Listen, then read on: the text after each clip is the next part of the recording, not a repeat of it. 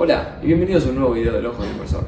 En el video de hoy vamos a ver una empresa líder en su sector, que viene con crecimientos muy fuertes, que ha rendido desde que salió a bolsa un 17% si tenemos en cuenta lo que cotizaba hasta enero de 2025. A partir de ahí, este año ha tenido un declive muy fuerte, ha bajado de los casi $200 a los 124 que está cotizando actualmente, y vamos a analizar a ver cuánto ha cotizado históricamente, cuánto cotiza hoy, vamos a ver sus perspectivas para el futuro, vamos a pasar por sus estados financieros y vamos a tratar de ver si vale la pena invertir en esta empresa y qué podemos esperar de retornos para dentro de 5 años. Así que, sin más, empecemos a ver a la empresa Zoetis. Muy bien, empezamos entonces con Zoetis. Zoetis se dedica al desarrollo, fabricación y comercialización de medicamentos, vacunas y productos que tienen que ver con el servicio de salud animal en Estados Unidos e internacionalmente. Es decir, que va creciendo con la tendencia actual que hay de humanizar a los animales. Y también tiene mucho trabajo con lo que tiene que ver con el sector bovino. Lo vamos a ver un poquito más adelante. Si miramos rápido los filtros del ojo del inversor de Zoetis, vemos lo siguiente. Capitaliza 154 mil millones de dólares, tiene un PI de 18.8 veces. Se espera que el crecimiento de facturación para los próximos 2 años sea del 3,5%, algo que la verdad no está muy bueno. Si bien la empresa es una empresa madura, es muy modesto el crecimiento.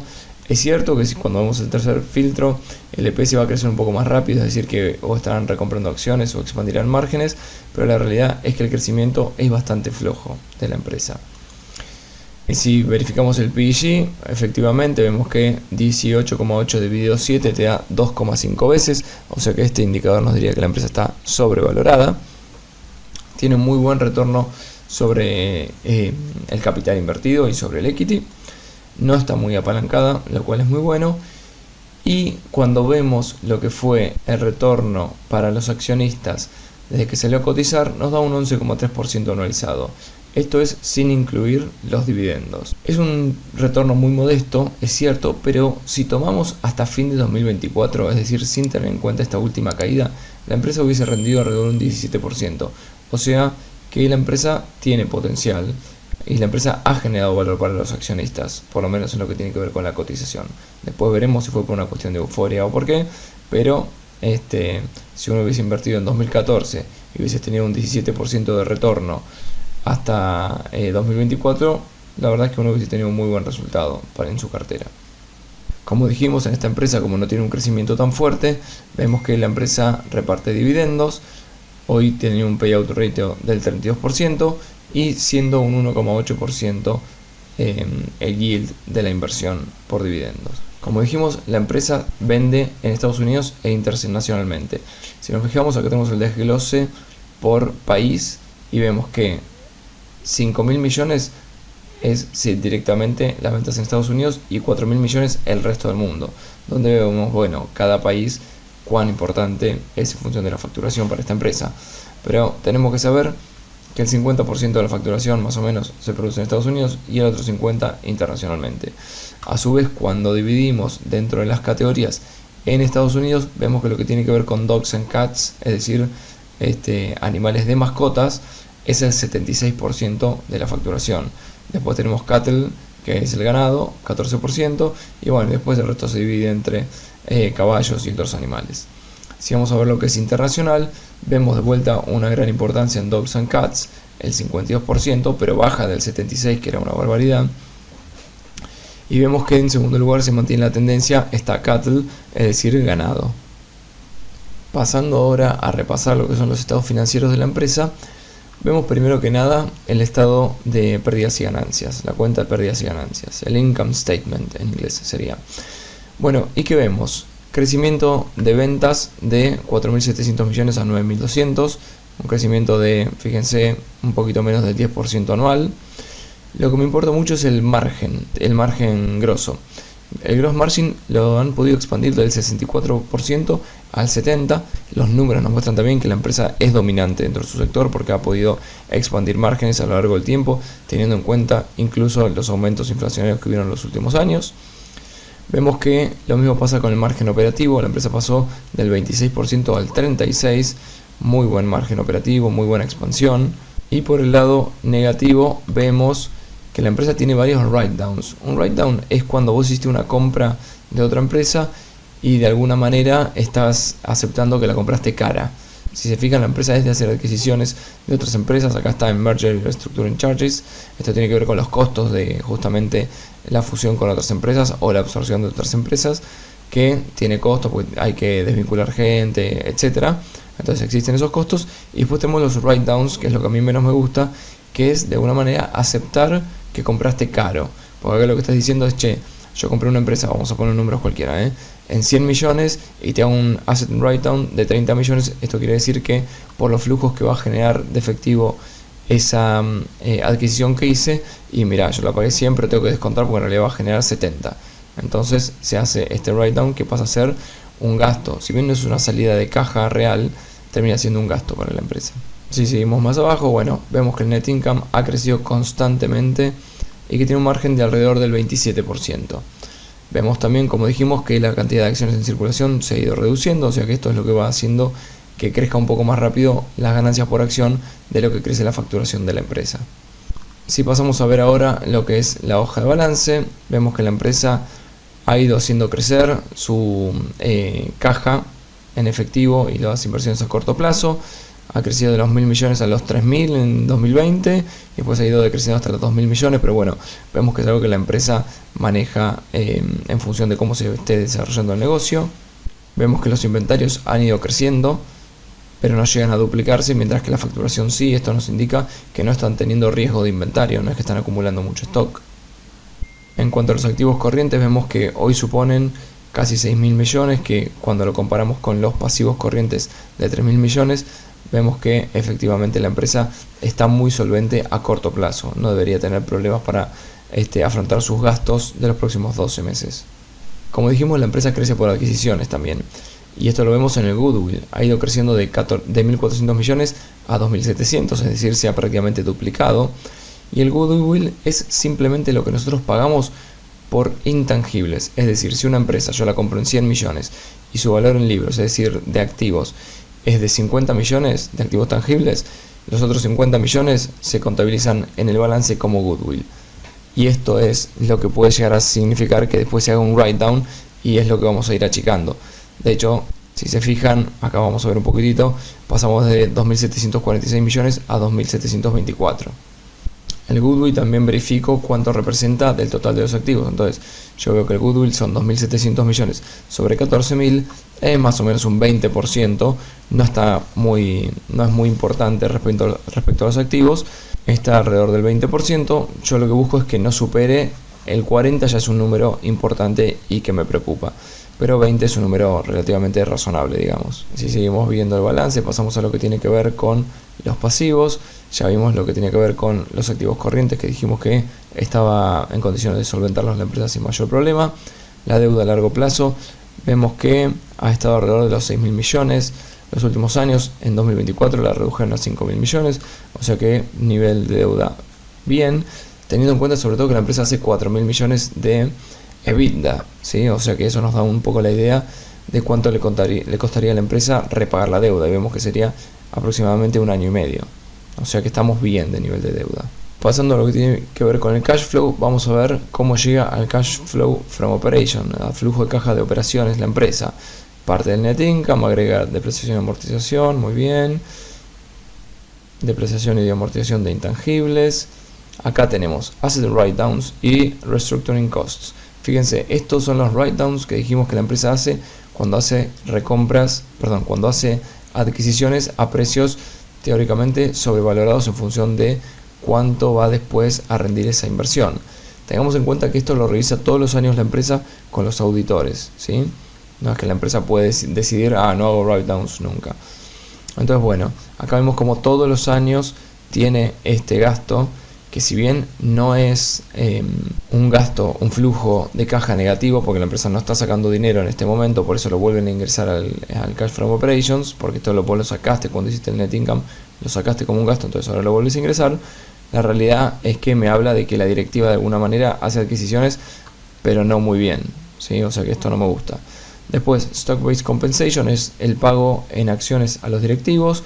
Está bueno que exista porque no se alinea con los directivos, pero está bueno también que no sea muy grande respecto sobre todo a las ventas, y vemos que está controlado en esta empresa, así que todo bien.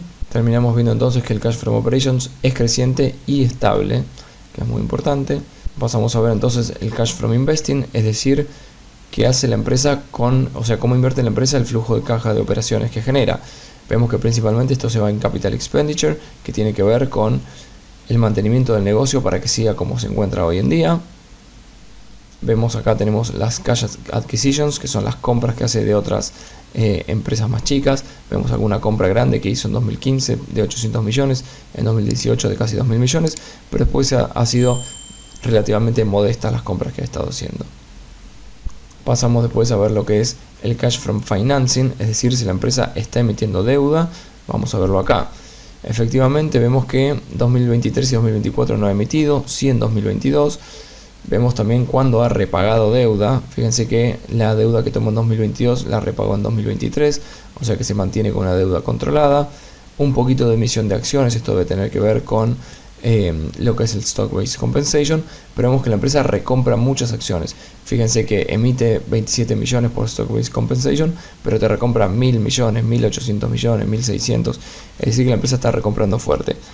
Hay que ver si está recomprando a valores que nosotros consideremos que son lógicos también, ¿no? Porque si la empresa recompra muchas acciones, pero a múltiplos muy altos, en vez de generar valor, termina destruyendo, porque lo que hace la empresa simplemente recomprar acciones es una manera de alojar el capital. La empresa puede, con el capital que tiene, recomprar acciones, reducir deuda, pagar dividendos, comprar otras empresas. Entonces vemos que hace un poquito de cada cosa.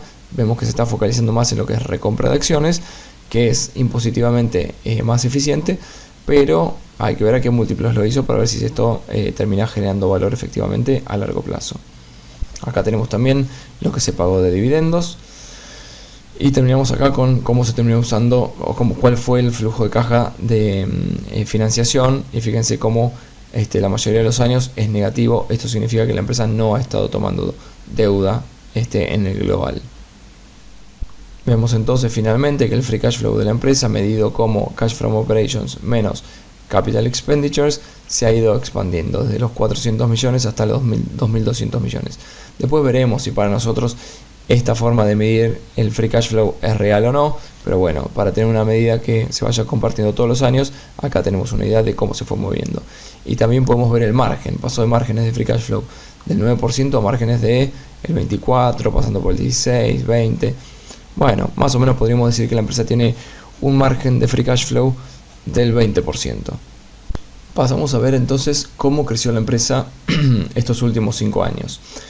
Lo primero que vemos es que el sector, haciendo una búsqueda por Google, encontramos que el sector creció entre un 6,5 y un 9%.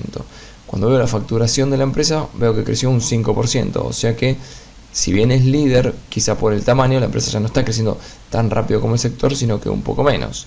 Bien, es un buen dato para tener en cuenta.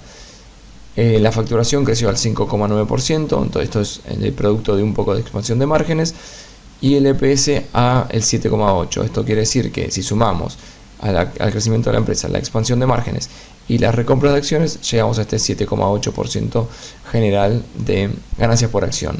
El Free Cash Flow creció a un ritmo del 8,4% y vemos, como dijimos, que la empresa, como ve que crece menos pero genera mucho flujo de caja, lo que está haciendo es pagarnos un dividendo, que si nos fijamos de $1 que pagaba en 2021 a prácticamente $2 en 2025, estamos obteniendo el doble de dividendo. Nosotros vimos que esta empresa hoy, el rendimiento por dividendo es de un 1,8%. Si la empresa hiciera crecer a este mismo ritmo el dividendo en los próximos 5 años, nosotros en 5 años estaríamos recibiendo un dividendo del 4% de lo que estamos, del 3,6% en realidad, de lo que estamos pagando hoy por la acción. Lo cual es interesante porque si esto lo pasamos a que vamos a tener la empresa durante 20 años, de repente en 20 años sobre nuestra inversión original vamos a estar recibiendo un dividendo del 15 o 20%. Muy importante si nosotros pensamos en generar flujo de caja para el futuro, ¿sí? Hablando del futuro, se espera que el sector crezca a un ritmo de un 9% en conjunto durante los próximos 10 años. Como dijimos, esto tiene que ver con la humanización de las mascotas, sobre todo. Si vemos Estados Unidos, que es de alguna manera es la punta de lanza donde se ve para dónde va el mercado. Fíjense que, como vimos al principio, tiene un 75% de la facturación proviene de cats and dogs y en el resto del mundo un 50%, es decir que ahí hay un margen de crecimiento muy importante para esa área de ventas. Para el futuro, TKR espera que la empresa siga creciendo a un ritmo del 5% de su facturación, el net income que crezca a un ritmo del 6,5%, es decir que siguen esperando que se expandan un poquitito los márgenes, el EPS que crezca a un 7,8%, fíjense que es un calco de lo que ha estado pasando porque esta empresa es muy estable en general. Así se moverá el free cash flow a un ritmo del 8% y los dividendos deberían estar llegando a 2,90 para 2025, para fines de 2030. ¿Y cómo se movió esta empresa en función de evaluación, ¿no? Nosotros vemos, si tomamos toda la historia de la empresa de 2013 a 2025, tenemos acá la medición, la empresa se movió entre 50 veces ganancias y 17, con una media de 29. Pero la realidad es que entre 2020 y 2022 tuvimos este pico de euforia. Entonces, cuando busco entender la media de la empresa, trato de normalizar. Entonces digo, bueno, a ver en este periodo cómo le fue y en este otro cómo le fue. Y cuando veo esos números veo que la media del primer periodo de la empresa fue de 25 y del segundo periodo, con máximos de 36, fíjense, pasamos de máximo de 50 a máximo de 36. Es una gran diferencia. Para esta segunda parte del periodo pasamos de máximos de 35 a mínimos de 17 con una media de 29. Hoy estando parados en 18, es decir que por múltiplos pareciera que la empresa estaría en un estado más conservador, ¿no? Si nosotros pensamos que la media de la empresa es 25 para ser conservadores y hoy estamos pagando un múltiplo de 18, bueno, tendríamos la potencial ganancia no solamente por crecimiento futuro de las ganancias por acción de la empresa, sino por una expansión en el múltiplo, que son estos dos motores lo que necesitamos para lograr tener una inversión interesante. En cuanto a superinversores, hay algunos, fíjense, algunos fondos que tienen esta empresa con alrededor de entre el 3 y el 1%, pero en este último tiempo han estado reduciendo su participación. Fíjense que en los últimos informes cuentan que algunos han reducido entre el 45 y el 50%. Esto no me genera mucha confianza. Vemos que otros sí han agregado, habría que ver cuál es la historia de estos inversores dentro de la empresa, pero bueno, no es algo que me genere mucha confianza por cómo se está moviendo, pero sí es cierto que hay superinversores todavía invertidos y algunos expandiendo su posición dentro de esta empresa. Si nosotros pasamos a la fórmula de Benjamin Graham para entender cuánto deberíamos pagar hoy por la empresa, la fórmula es: el valor actual va a ser el EPS multiplicado por 8,5 más 2 veces el crecimiento por 4,4 que tiene que ver con una constante de bonos, dividido I, que I es lo que rinde los bonos a 10 años del Tesoro americano. Si hacemos esto y lo pasamos a un Excel que obviamente nos va a ayudar con estas cuentas, tenemos el EPS actual, yo bajo, en vez de 2 veces G pongo 1,5 para ser un poquito más conservador, y esto nos da que el valor intrínseco de la empresa de hoy sería de 130. Y deberíamos comprar, si nosotros buscamos tener un margen de seguridad, que recordemos que el margen de seguridad es respecto a lo que yo pienso que es el valor intrínseco, el precio de la acción va a ir fluctuando, a veces va a estar más alto y a veces más bajo. Yo voy a buscar comprar siempre con un margen de seguridad, es decir, más abajo. Bueno, la compra hoy con margen de seguridad sería a $104. Y el PI o el múltiplo justo para esta empresa en función de esta fórmula, según Benjamin Graham, sería de 20 veces. Es decir, que hoy la empresa está cotizando a prácticamente 18 veces, está un poquitito por abajo de lo que sería su múltiplo justo. Si nosotros efectivamente tenemos en cuenta que partiendo de $6 por acción vamos a ir creciendo a este 7,5%, en 5 años la empresa estará ganando $9 por acción. Con un EPS que puede seguir creciendo al ritmo del 7%, entonces la empresa debería tener un valor intrínseco en 5 años de $180. Hoy cotizando en 124, obtendríamos un rendimiento del 7,8% aproximadamente, a lo cual habría que sumarle un 2% anual de dividendos, es decir, estaríamos alrededor de los $9, del 9,5% anualizado de rendimiento, que en una empresa estable, la verdad, no es para nada despreciable. Y a esta empresa, fíjense que con este crecimiento también deberíamos asignarle un múltiplo de 20 veces dentro de 5 años.